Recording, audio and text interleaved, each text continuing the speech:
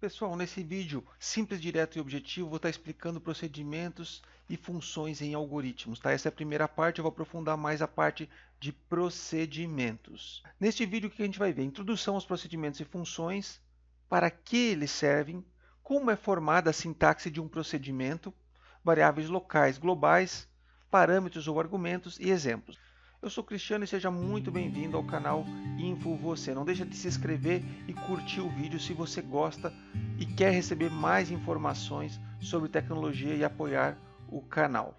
Então, procedimentos e funções também são chamados de subrotinas, subprogramas ou módulos, tá? É uma forma de dividir um problema em partes menores para conseguir solucionar ele de forma mais rápida, mais prática, mais clara, tá? O uso de procedimentos e funções é importante porque ele permite o reaproveitamento de código, evita repetições desnecessárias, facilita a manutenção, ainda mais se esse software é desenvolvido em equipe, tá? Porque vai ter blocos menores, mais fáceis de entender. Então é um assunto bastante importante na parte de programação e algoritmos. Tá? Agora eu vou falar especificamente de procedimentos. Tá? Os procedimentos, eles executam uma ação e não retornam nenhum valor para quem o chamou. Tá? São declarados antes do corpo principal do algoritmo ou do programa e podem possuir variáveis próprias, tá? Chamadas variáveis locais, e também um procedimento ele pode receber parâmetros ou argumentos. Tá bom? Então a sintaxe dele, como a gente escreve ele? Procedimento, ele tem que ter um nome que segue as mesmas regras que a gente usa para criar variáveis, e opcionalmente você pode ter parâmetros e o tipo desse parâmetro, se é inteiro, se é real, se é literal, tá? Então ele pode ter parâmetros aqui dentro do parênteses. Ele pode possuir um outro var, que é diferente daquele var que a gente coloca lá no início do programa, que é um var que serve para declarar as variáveis locais, que são variáveis próprias desse procedimento. E ele tem um início e tem um fim procedimento, tá? Aqui a gente vai colocar o corpo do procedimento, tá bom? Vamos fazer uns exemplos práticos para ficar bem claro como se usa, como se pode criar procedimentos nos nossos programas a partir de agora, tá? Eu vou criar um programa que vai se chamar fazer linha e fazer linha com N caracteres, tá? Então, como eu falei, o procedimento ele vai antes do início do meu programa, tá? Eu coloco o procedimento e dou um nome para esse procedimento. É muito comum a gente usar um verbo e um substantivo na hora de dar um nome a um procedimento, tá? Por exemplo, esse procedimento ele vai fazer linhas, tá? Então eu vou colocar assim, fazer linhas. Esse maiúsculo aqui é muito normal vocês encontrarem em códigos de programadores profissionais que o verbo ele fica minúsculo e o substantivo ele inicializa com letra maiúscula. Vocês já sabem que o Visual G ele não é case sensitivo, então ele não diferencia maiúsculas e minúsculas. Tá? Em outras linguagens, depende da linguagem, você tem que tomar cuidado. Em C, por exemplo, você tem que tomar cuidado que ele é case sensitivo, ou seja, ele diferencia maiúsculas de minúsculas. Tá? Aqui eu tenho meu procedimento, vocês vão encontrar gente que usa assim ou assim. Ambos estão certos. Tá? O Visual G vai aceitar em ambos os formatos. Assim seria para eu abrir os parênteses para eu poder colocar aqui parâmetros que eu vou falar logo em seguida. Eu vou deixar nesse formato aqui. Tá? Aqui eu posso ter um var e se eu precisar variáveis dentro desse procedimento que eu só vou usar aqui dentro, eu vou colocar aqui. Essas variáveis elas são chamadas variáveis locais e elas apenas têm valor vida quando o procedimento for chamado, elas vão ser criadas, usadas, e quando ele encontrar o fim do procedimento, ele vai destruir elas da memória. É assim, pessoal, ó. Assim que se faz o procedimento. Aqui vai todo o corpo do procedimento, tá? Aqui, então, como eu falei, vão as variáveis locais, se existirem. Tá? Se não existir, eu posso simplesmente não fazer essa parte. Tá? Se existir, eu posso deixar. E se eu quiser deixar assim também, tá valendo. Posso deixar essa estruturazinha pronta, tá? O objetivo desse meu procedimento nesse exemplo é, imagina que eu estou fazendo um programa e seguidamente eu preciso desenhar uma linha com 20 underlines, tá? Eu posso encapsular isso, vamos dizer assim, ou colocar isso dentro de um procedimento, que vai fazer o seguinte, ó, escreva e vai fazer 20 underlines aqui, eu não vou nem contar, tá, gente? Vou fazer assim. E toda vez que eu precisar dele, o que que eu faço? Eu simplesmente chamo o nome dele. Tá? Eu vou chamar o quê? Fazer linhas. Tá? Se eu precisar dele uma vez, eu chamo assim. Ó. Então, o programa, quando eu executar esse programa, ele vai fazer o quê? Ele vai analisar se não tem nenhum erro aqui e tal. E ele vai vir aqui para o início, que aqui é início do quê? Aqui é o meu programa principal. É aquele que vai chamar os procedimentos, apesar que eu posso chamar um procedimento dentro de um outro procedimento, tá? Então ele vai chamar o fazer linhas aqui dentro do programa principal. Vou dar um F9 e vamos ver o que acontece. Olha lá, ele desenhou essa linha aqui. Tá, Cristiano, mas qual a vantagem? Então, se eu tiver um programa muito extenso e eu precisar muito fazer linhas, eu só faço isso, ó. Só escrevo o nome dele e chamo, e ele já desenhou uma outra linha ali do lado. Ah, mas eu não queria fazer essas linhas uma do lado da outra, eu queria pular uma linha. Então você pode simplesmente, por exemplo, se sempre você vai precisar pular linha, você põe um escreval aqui, ó. Veja, eu mudei só num lugar e vai afetar esses dois lugares. Imagina que eu tivesse chamado isso dentro de um código extenso de milhares de linhas umas 40 vezes. Imagina isso.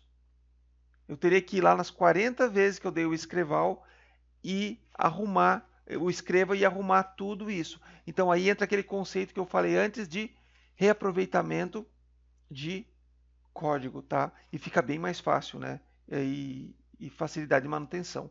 F9, ó, uma linha embaixo da outra. Tá, mas eu quero fazer 30 linhas. Daí você pode agregar as estruturas que você já conhece. Por exemplo, né?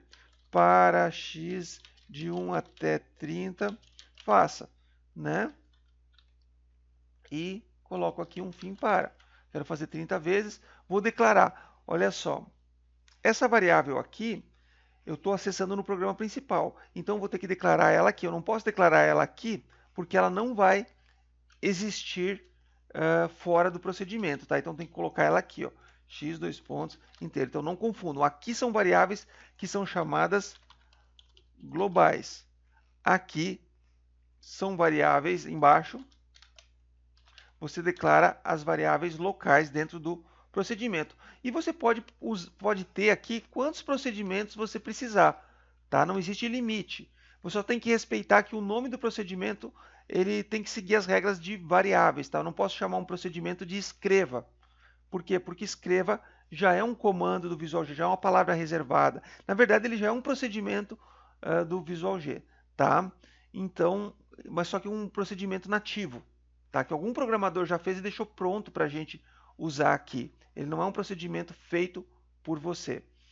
Tá? Então, olha só, declarei a variável x, agora ele vai ter que fazer 30 linhas. Vou dar um F9 e ele fez as 30 linhas assim. Então, vocês viram que eu posso usar as estruturas que eu já conheço e incorporar nos procedimentos.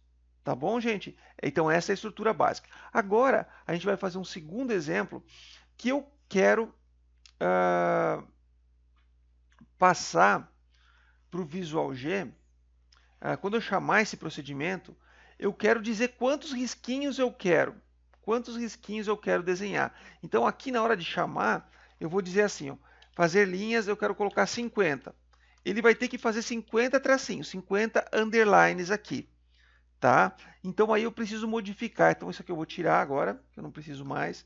Eu vou tirar aqui também o x, que eu não preciso mais. Tá? Eu vou chamar o fazer linhas e ele vai ter que fazer 50 underlines. Então, aqui o que eu vou mudar? Eu vou fazer só um escreva, vou fazer um underline aqui, tá? E aí o que acontece? Eu estou chamando, estou passando 50 para ele, como se eu estivesse me comunicando. Eu estou me comunicando entre o programa principal, quem está chamando o chamador, e quem está sendo chamado, o procedimento. Então esse 50 aqui, ele vai entrar aqui como um parâmetro, tá? Esse 50 ele vai entrar aqui, mas não dessa forma. Ele vai entrar como se fosse uma variável. Só que quando se tratar de procedimentos e funções, não é chamado de variável, é chamado de argumento ou parâmetro. Eu vou usar mais a palavra parâmetro, tá? Que é a mesma coisa que uma variável, que ela vai existir aqui dentro. Então, aqui eu tenho que dizer que toda vez que eu chamar esse procedimento, eu vou receber, vou dizer que é n, que vai ser do tipo inteiro, tá? Então, quando eu chamar fazer linha 50, esse 50 ele vai cair em n e vai valer 50, tá?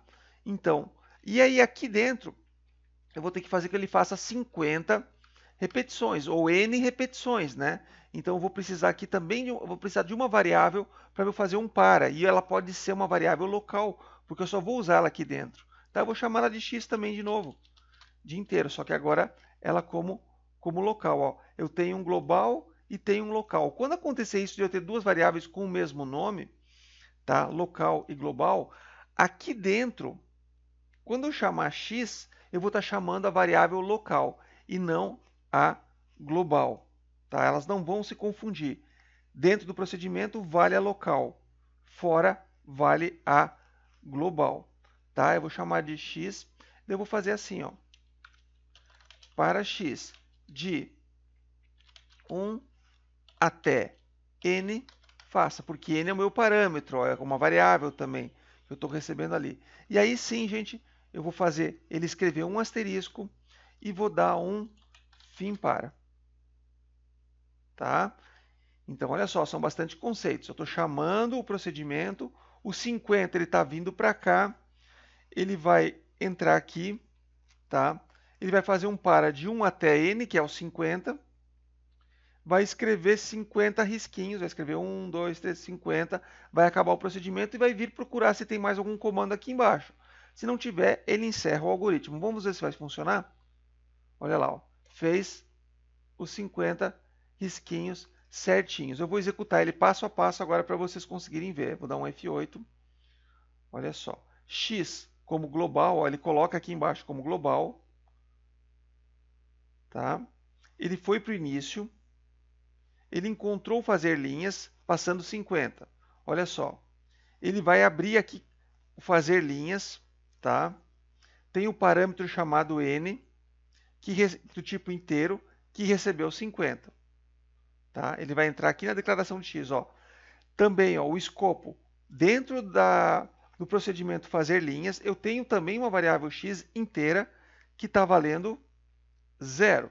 Tá? Olha só. Então, você tem um x global e um x do fazer linhas. Foi aquilo que eu falei agora há pouco. Tá? Então, ele vai escrever um risquinho, vai escrever 2. Ó, veja que o valor de x vai aumentando, porque eu estou dentro de um para.